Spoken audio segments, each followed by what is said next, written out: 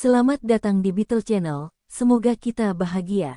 Jangan lupa subscribe, like, komen dan share agar channel ini semakin berkembang. Terima kasih. Novel Gunho Ghost Story. Bab 39. Begitulah cara orang seperti saya mencari nafkah.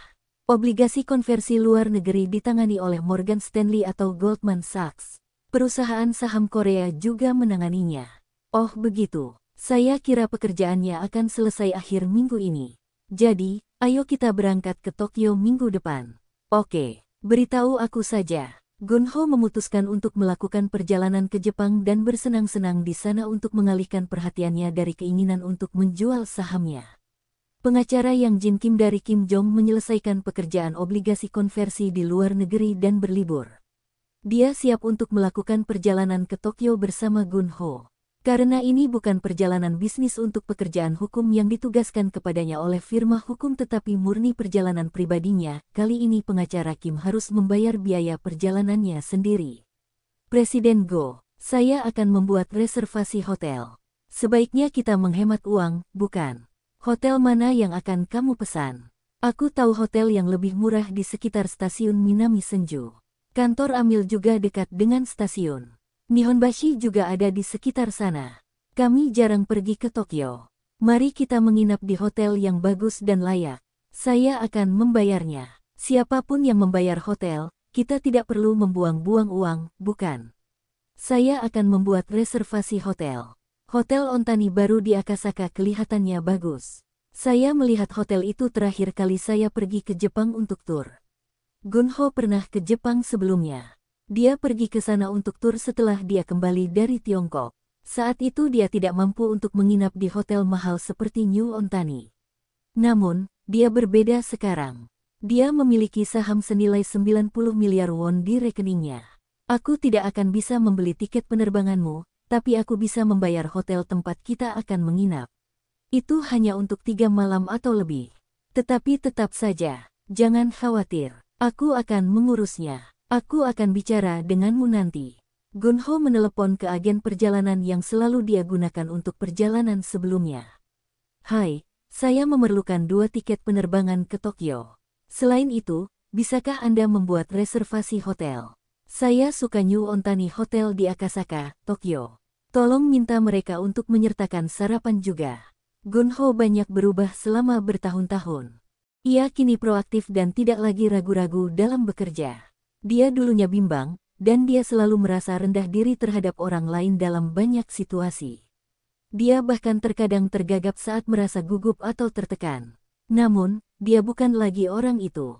Di dunia barat, orang mengatakan, uang berbicara seperti seseorang memperoleh kekuasaan jika dia mempunyai banyak uang, mengatakan apa yang diinginkannya, dan orang-orang akan mendengarkan dan memperhatikannya. Gunho membuktikan perkataan itu benar. Gunho merasa percaya diri sepanjang waktu. Pengacara Yang Jin Kim merasa kasihan, dan dia merasa berhutang budi kepada Gunho ketika mengetahui bahwa Gunho memesan hotel mewah bintang 5 untuknya. Presiden Go, saya mencarikan penerjemah Jepang-Korea untuk kita. Dia akan membantu kita selama kita tinggal di Jepang. Benarkah? Itu luar biasa. Dia adalah salah satu adik rekan saya yang sedang mahasiswa PhD di Jepang. Saya akan membayarnya per hari. Tidak, kamu tidak perlu melakukannya. Aku akan mengurusnya. Ngomong-ngomong, apakah kita naik bus limusin dari Bandara Haneda ke Akasaka? Tidak, tidak perlu. Amil akan mengirimkan mobil untuk menjemput kita di bandara. Benarkah? Dia baik sekali. Baiklah kalau begitu. Sampai jumpa di Bandara Internasional Incheon besok. Gunho dan pengacara Yang Jin Kim tiba di Bandara Haneda di Tokyo. Itu adalah bulan April yang indah di mana bunga sakura bermekaran penuh. Ketika Gunho berjalan ke ruang tunggu di bandara, dia melihat 2 orang sedang melambaikan kertas putih bertuliskan nama Yang Jin Kim. Pengacara Yang Jin Kim berjalan menuju kedua pria itu. Salah satunya adalah sopir yang diutus Amil untuk menjemput Gunho dan pengacara Kim, dan orang lainnya adalah Jong Rok Han yang merupakan seorang PhD mahasiswa di Universitas Tokyo. Hai. Saya Jong Rok Han. Jong Riel Han adalah kakak laki-laki saya. Oh, benar. Kamu mirip sekali dengan kakakmu. Aku bekerja dengan pengacara Han. Adikku bercerita banyak tentangmu. Tolong bicara padaku dengan santai, aku lebih muda darimu, dan kamu bekerja dengan kakak laki-lakiku. Ini Presiden Gun Ho-go. Dia bersama saya. Jong Rok-han membungkuk 90 derajat kepada Gun Ho. Pemuda itu berkacamata. Saya Gun Ho-go. Gun Ho bahkan tidak menggerakkan kepalanya saat memperkenalkan dirinya kepada pemuda ini. Gun Ho sekarang tahu bagaimana berperilaku seperti orang penting dan superior. Oh, ini sopir dari Limondale Dion. Saya baru saja bertemu dengannya di sini juga. Sopir itu tampak seperti berusia 50-an. Dia menyapa Gun Ho dan pengacara Kim dengan senyum lebar. Karena Gun Ho dan pengacara Kim sama-sama tidak bisa berbahasa Jepang, mereka hanya menyapa dalam bahasa Jepang dan membiarkan Jong Rok-han mengurus bagian selanjutnya. Selama perjalanan dari Bandara Haneda ke Akasaka, Jong Rok-han yang berbicara, dia sepertinya bersenang-senang. New Ontani Hotel adalah hotel yang bagus.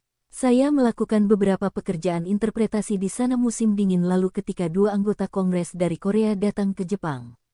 Mereka juga menginap di New Ontani Hotel. Hotel ini memiliki taman indah yang telah ada di sana selama 400 tahun. Itu adalah taman bergaya tradisional Jepang dan sangat terkenal karena keindahannya. Gun Ho bertanya, "Berapa umur Anda, Tuan Jong Rok-han?" "Umurku 31 tahun. Tolong anggap aku seperti adikmu." Jong Rok-han sedikit menganggukkan kepalanya saat dia berbicara. Dengan sikap itu, dia lebih terlihat seperti pria Jepang. Ketika Gun Ho tiba di hotel, dia diam-diam menanyakan Jong Rok-han.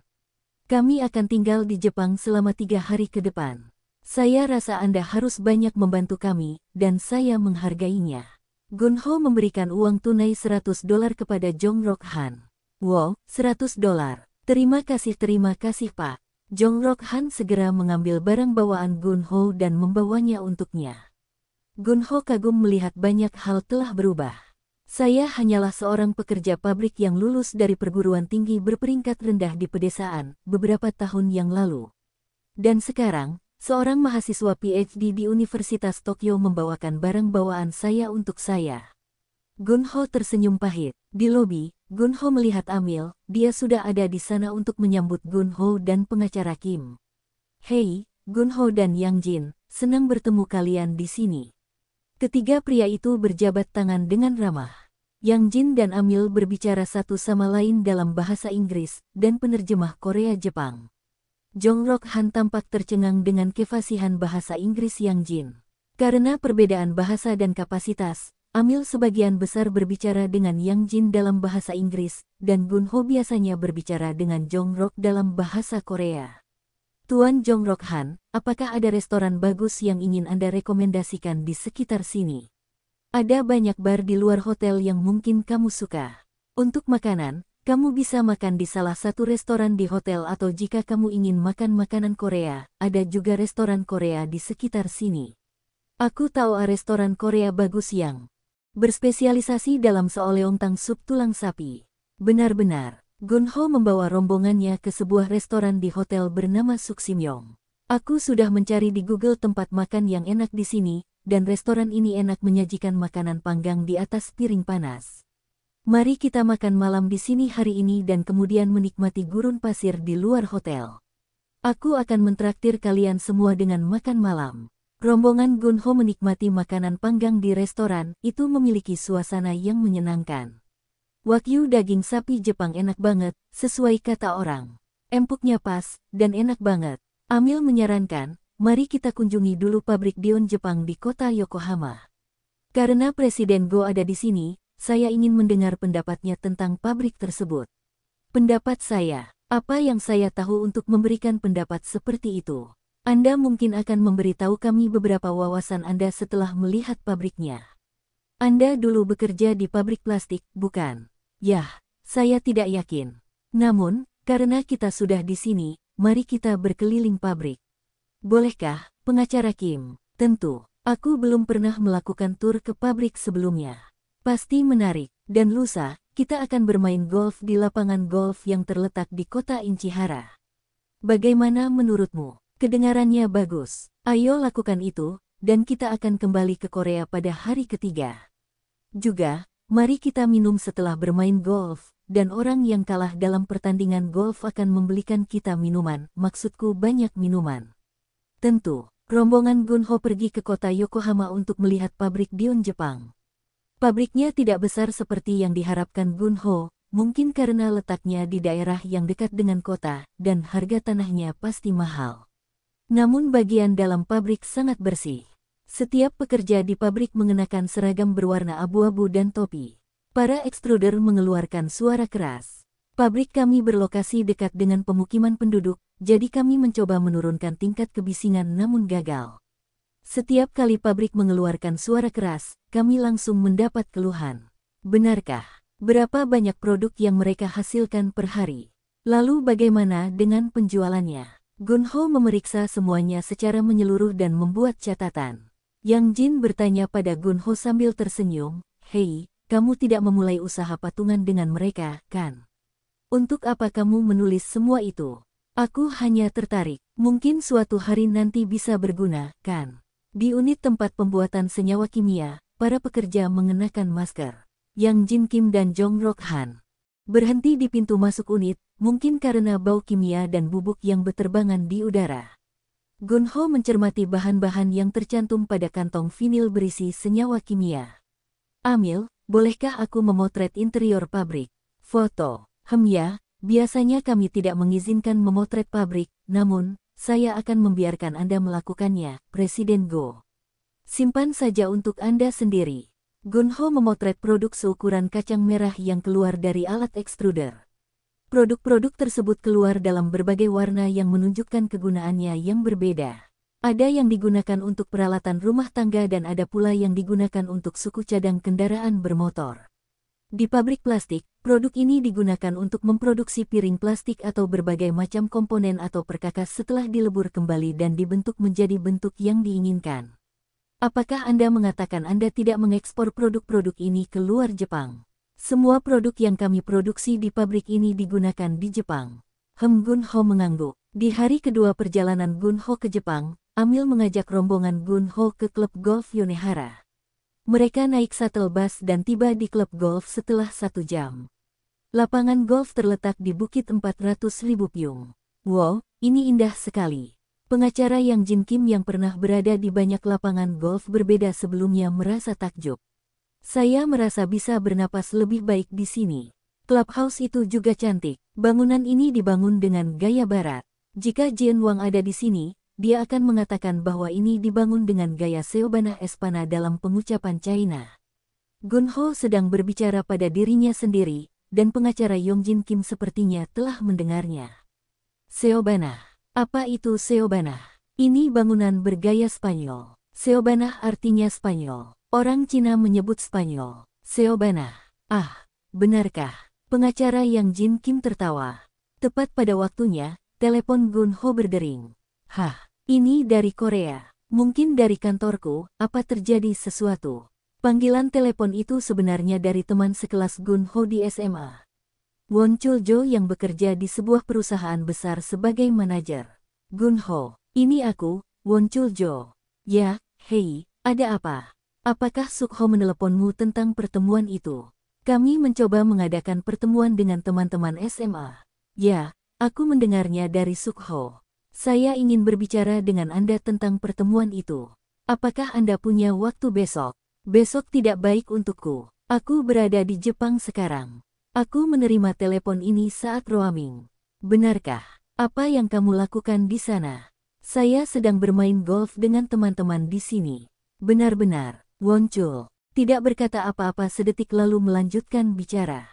"Apakah kamu bermain golf dengan beberapa teman kita di sekolah menengah?" "Aku tidak bisa memikirkan siapapun di antara teman kita yang mau pergi ke Jepang untuk bermain golf. Aku bersama teman-teman lain yang tidak kamu kenal." "Siapa mereka?" Gunho bertanya-tanya mengapa Won Chul ingin tahu dengan siapa dia bermain golf. "Won Chul sedang usil," pikir Gunho. Seorang teman pengacara dari Kim Jong dan presiden kantor cabang Limondel Dion Jepang.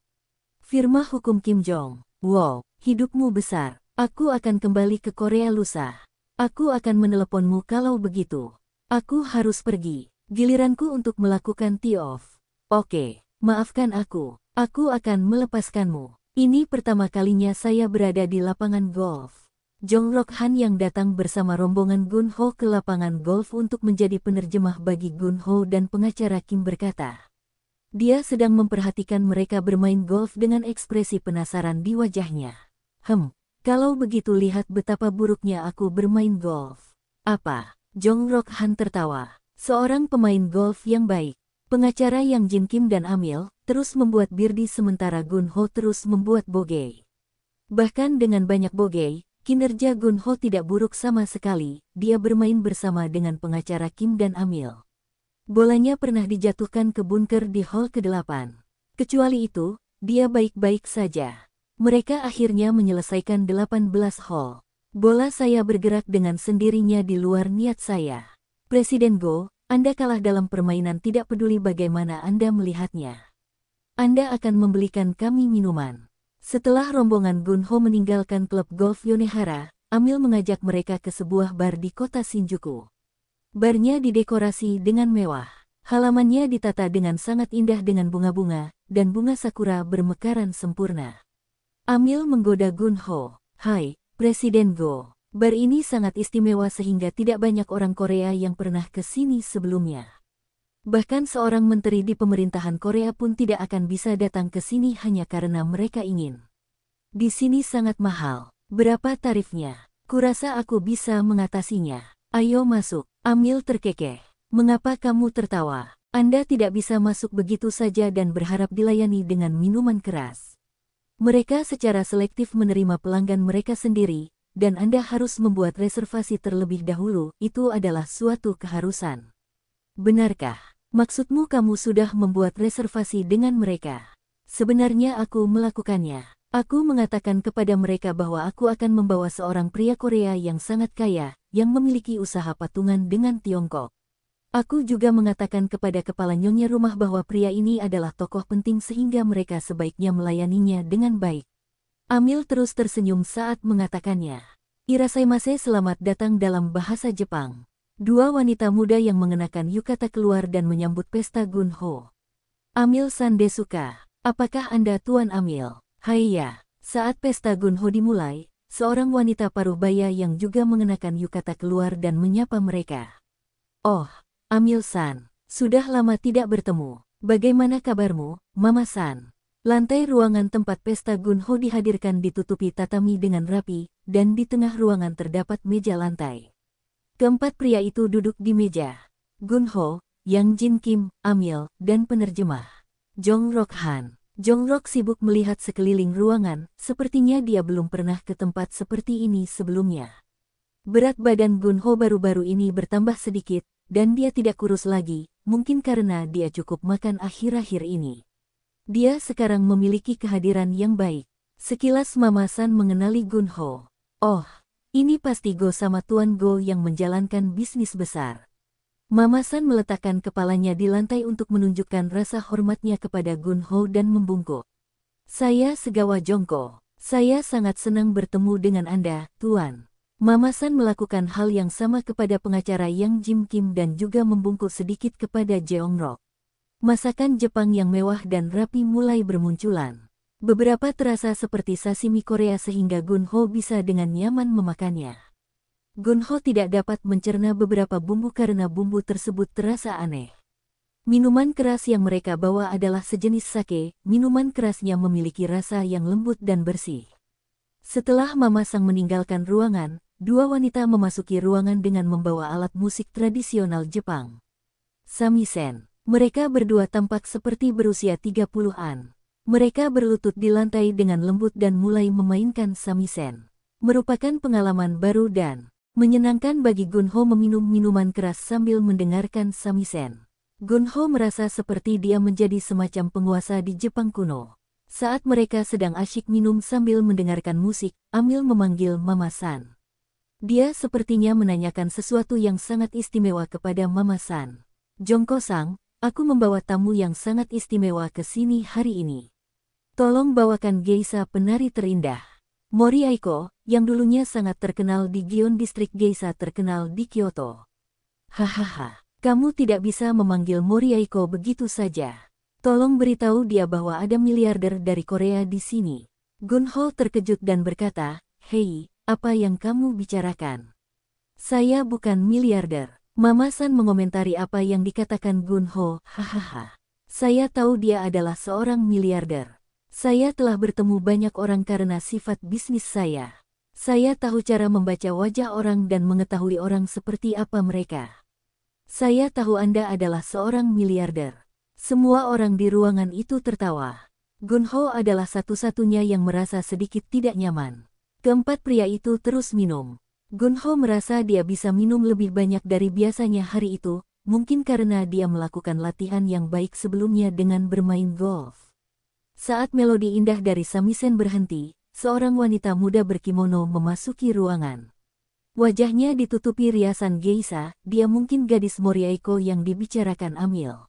Dia adalah seorang geisha penari. Wanita itu meletakkan kipas tangan yang dibawanya di lantai dan berlutut, lalu dia meletakkan kepalanya di lantai dan membungkuk ke pesta Gunho.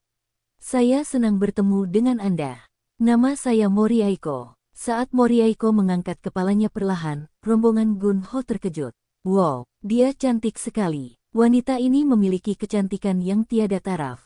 Mata ketiga pria Asia, Gunho, Yang Jin, dan Jongrok, kecuali Amil terbelalak. Amil mungkin tidak bisa sepenuhnya mengapresiasi kecantikan gadis ini karena dia mungkin tidak tahu tentang kecantikan Asia sebanyak pria lain di ruangan itu. Jongrok sangat kagum dengan kecantikannya. Dua gadis lainnya yang memegang samisen mulai bermain musik lagi. Dan Moriaiko yang sedang berlutut di lantai mengambil kipas tangan dari lantai dan perlahan berdiri. Dia mulai menari mengikuti melodi dari samisen. Wow, dia tampak seperti peri dari surga. Pengacara Yang Jin Kim menelan ludahnya dan Gunho merasa gatal di suatu tempat di tubuhnya. Jongrok tidak bisa menutup mulutnya saat melihatnya menari. Melodi dari samisen terdengar sedih. Banyak melodi lama yang cenderung terdengar sedih dibandingkan musik zaman sekarang. Aiko, kali ini, mulai bernyanyi mengikuti melodi samisen. Dia terdengar sedih. Sadameno Mijiwa Gadenagumo. Gunho menepuk pinggang Jongrok yang masih membuka mulutnya. "Bisakah kamu menerjemahkan liriknya?" "Oh, dikatakan bahwa meskipun jalan takdirmu jauh, kamu perlu memikirkan aroma." Gunho berpikir bahwa nyanyian Moriaiko sepertinya menyedihkan. Mungkin melodi yang dia nyanyikan membuatnya merasa seperti itu, tapi itu praktis membuatnya tersedak. Tentu saja jalan takdirnya pasti panjang. Liriknya membuatnya berpikir tentang hidupnya. Gunho sampai sejauh ini dengan mengerahkan seluruh energi dan waktunya hanya untuk menghasilkan uang, dan dia tidak yakin apakah itu cara yang tepat untuk menjalani hidupnya. Moriaiko melipat kipas tangan dan berlutut di lantai lagi, lalu dia meletakkan kepalanya di lantai dan membungkuk. "Terima kasih telah menonton tarianku yang sederhana." Ketiga pria Korea itu hanya duduk diam tanpa mengucapkan sepatah kata pun, dan Amil bertepuk tangan dan tertawa lebar. Luar biasa. Ketiga pria Korea itu akhirnya terbangun oleh suara tepuk tangan Amil dan mulai bertepuk tangan bersama Amil. Mama Sang yang duduk di sebelah pesta Gunho berkata, "Apakah kamu menikmati tariannya?" Moriaiko adalah gadis paling cantik dan paling populer di antara para geisha penari di Tokyo. Itu luar biasa. Moriaiko tidak menari untuk siapapun, tapi dia hanya menari untuk orang-orang istimewa.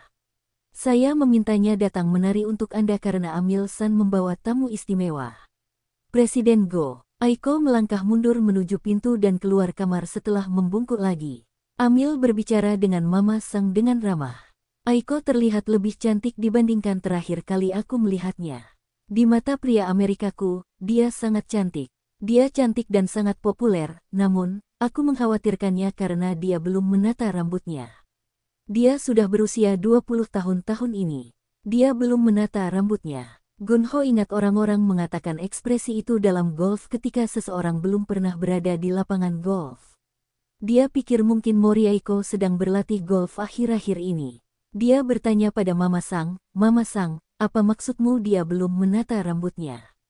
Apakah dia bermain golf di fasilitas latihan dalam ruangan?" "Hahaha, itu tidak ada hubungannya dengan bermain golf." Bersambung, terima kasih telah menyaksikan dan mendukung channel ini.